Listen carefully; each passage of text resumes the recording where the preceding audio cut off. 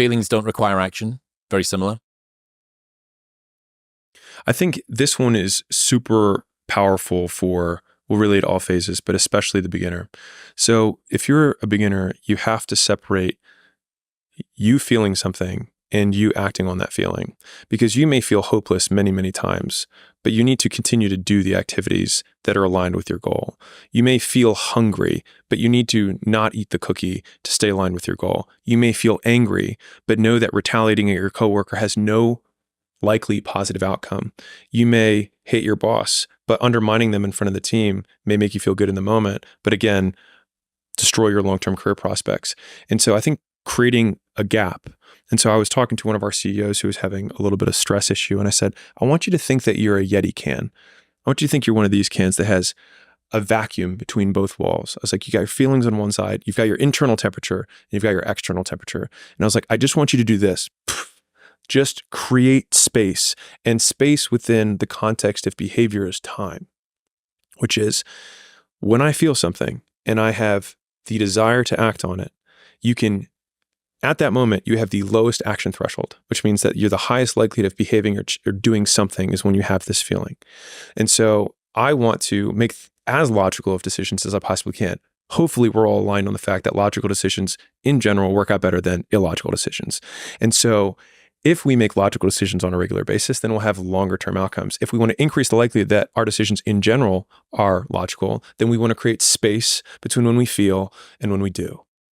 And encapsulated in one sentence, it's just because you feel something doesn't mean you need to act on it.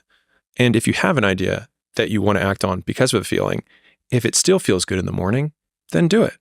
But I've never regretted taking time before acting when I was angry.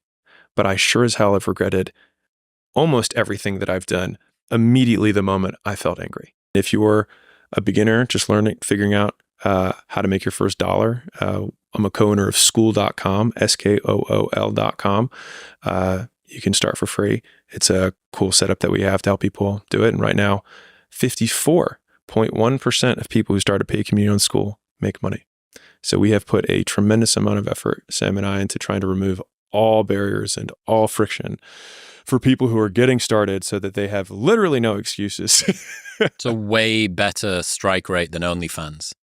I don't know what their strike rate is, but we've worked really hard to, if you saw the amount of detail, I mean, maybe you heard some of this from the podcast, but the amount of detail that went into like where buttons go and what things we remove was actually a big one, was how can we so pare this down so that people don't get overwhelmed, because the number one reason people cancel or decide not to do something is overwhelm.